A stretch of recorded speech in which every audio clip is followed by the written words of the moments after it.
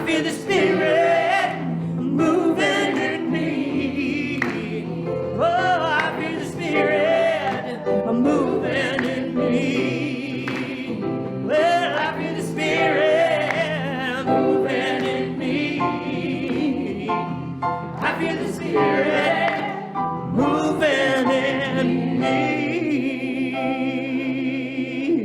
me. Woo! Maybe seated. Well, we are still in our month of faith. And as we explore the facets of faith, compassion is one of those components. And so today's title is Practice Compassion. Now, we might think this is the same as like empathy or sympathy. But empathy and sympathy and compassion are different. Empathy is, of course, feeling what another feels. We're empathetic. And sympathetic is we understand how someone's feeling. I understand how you feel. But compassion is taking empathy and sympathy and identifying movement. There's a willingness to attend to someone's suffering, to open our heart and be of service, to be a comfort. Now, as we explore this idea, the talk title came from actually this quote from the Dalai Lama, who's a leader who's definitely acknowledged the pain in his life and found compassion, love, and service in the world. Here he says, if you want others to be happy, practice compassion. If you want to be happy, practice compassion. So this is a calling card for us to live our lives more fully, to practice compassion. Now, the Dalai Lama in his life has certainly been a compassionate being. Our master teacher, Jesus, has brought forth this truth of being compassionate. The Buddha, the great Buddha and his wisdom, often referred to as the compassionate one. This is calling us to a higher truth within ourselves, that if we want out of life more joy, more love, more peace, more happiness, we might practice compassion. Krishnamurti was a great spiritual leader and guided many to peace in his great teachings. And here he says, when the norm is decency, other virtues can thrive. Integrity, honesty, compassion, kindness, and trust. Now the operative thing here is decency. That's being true to ourselves. Being accepting of what is. And when we're with people who we identify in our lives as being decent, don't we feel safe? Don't we feel respect and trust? And certainly, it's easy to love someone who's decent. A great soul, Thich Nhat Hanh, passed on the 22nd of January, 2222. January 2222. 95. A monk from a poor village in Vietnam who stood up and said, peace is important, while the Vietnam War raged. And he dedicated his life to peace, writing over 130 books, and touched the world. His message of peace allowed him in the doors of leaders all over the world. In fact, it was his call for peace that inspired Martin Luther King Jr. to come out against the Vietnam War. That's a powerful ministry. And it's one that we can respect and honor from a soul who lived 95 years and did great work. A decent monk who led people into engaged Buddhism. Wow! And lifts the world into a greater sense of peace, a greater sense of wholeness, of balance, all by practicing compassion. Pema Chodron is a monk, a writer, a teacher, and here she says compassion is not a relationship between the healer and the wounded. That's the doctor or the nurse. It is a relationship between equals. Only when we know our own darkness well can we be present with the darkness of others. Compassion becomes real when we recognize our shared humanity.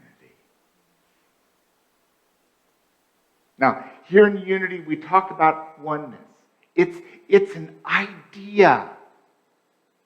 And we can experience oneness from moment to moment. But in truth, we're not all one until we all accept that. Yes? And it's a relationship of equals. How does it feel when someone comes up to you and they've got the attitude and intent of, I'm better than you. I'm over you. Doesn't feel real good. We put up our defenses. We back up. But when we can meet face to face and listen and hear our differences, it's just each of us is relating to this life thing a different way, yes? But when we can step into our decency, then we can be on the same level. I've often said to you that I am no spiritual giant. I don't have more knowledge about truth and wisdom than you do. You just pay me to talk about it up here. But when I talk to you, I hear truth. I hear wisdom. Because each of us has truth. And we can learn so much by sharing with each other. We have the opportunity later to hear the wisdom of Ron Bretsky. And now be able to read the lyrics, why he's singing it. And take into ourselves the knowing of truth spoken, truth sung.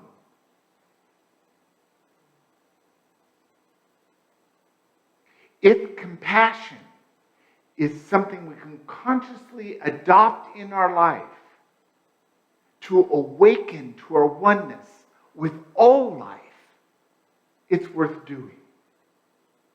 So let's continue this discussion by going deeper into practice compassion.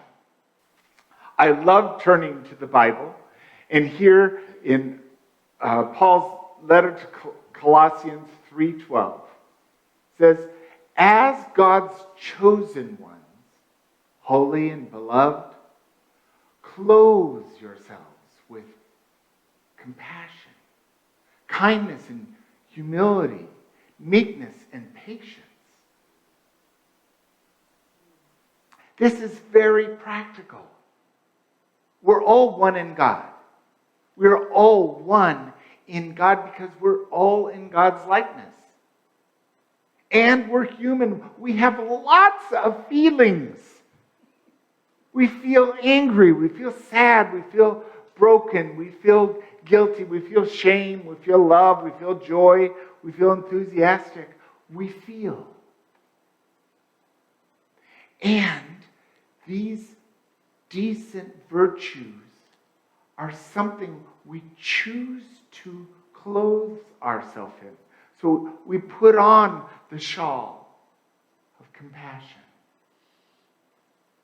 We adopt and carry kindness and humility. In our decency, we see that we don't need to run around like a chicken with our head cut off. We can just approach peacefully, without a jangle. And patience can be learned. We can learn to accept that we live in time, God does not live in time.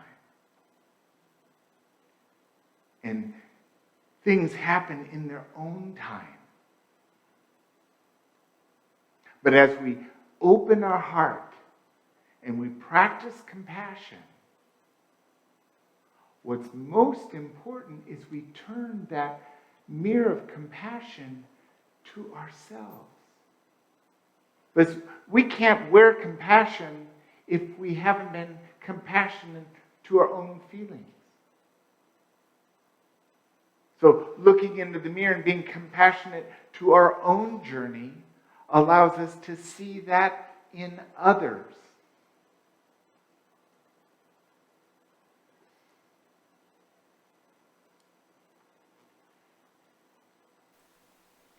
Albert Einstein was a great scientist.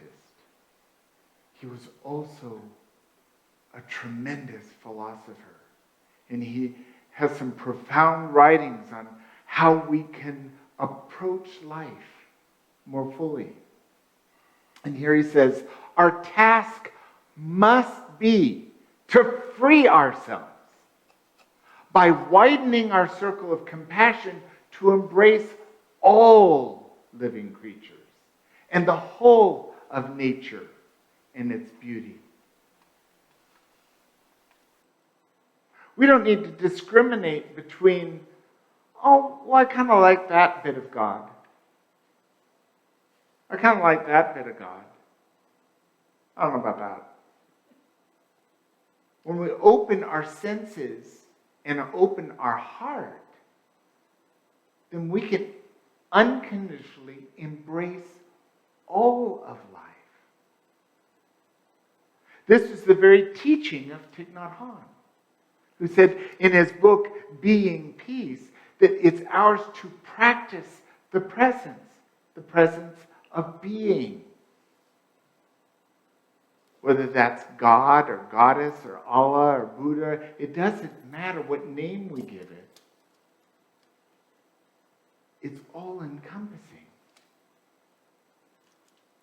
And it's on the road of our ability to be compassionate. Now, for a long time, we sat and waited till they came to us. If they need help, they'll come to us. We're here. We'll help. But we've stepped into a time where we don't have time to wait for them to come to us. We need to wake up to what it is we are passionate about and then see where there's a need out there and go there and feed the people. Heal the sick. Tend the land. Clean the air. It's all part of the Great One. And when we open our heart in service and be compassion, to alleviate suffering, we are opening ourselves to all life. This is why this is a worthwhile venture. And here it's only the middle of January, a little after the middle of January. And we've got operating instructions to step into this year more compassionate. And it all starts right here.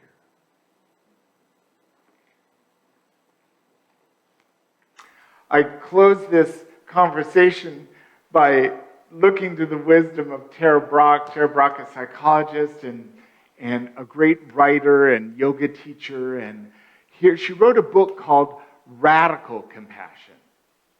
And she describes radical compassion as recognizing the vulnerability of all life in our heart.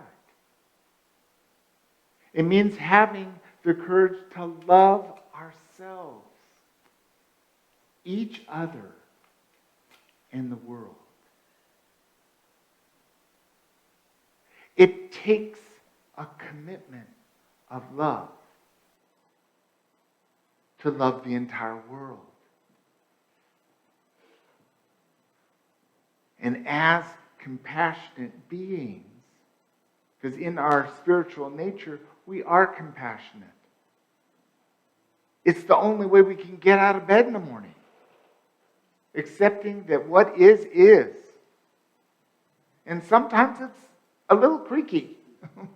At least when I get out of the bed, first thing I do is I sit up. Breathe. Center. Because I don't want to even take a step until I've awakened enough to be present to myself. And my first steps aren't exactly fluid.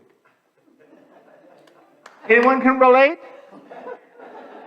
I know you young folks may not be there yet. Blessings on you. But, the body takes what it takes. Love ourselves through the process. And then, now that I'm out of bed, I'm warmed up, I'm stretched, I can move all over the place. And I'm fine. We are being called to a higher service. A service of love of ourselves, others, and the world. I invite you to practice compassion. Thank you.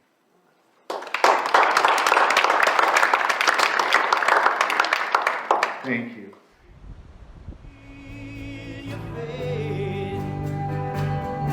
Step out on the water, release your faith.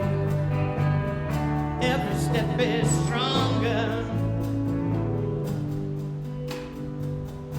Step out on the water.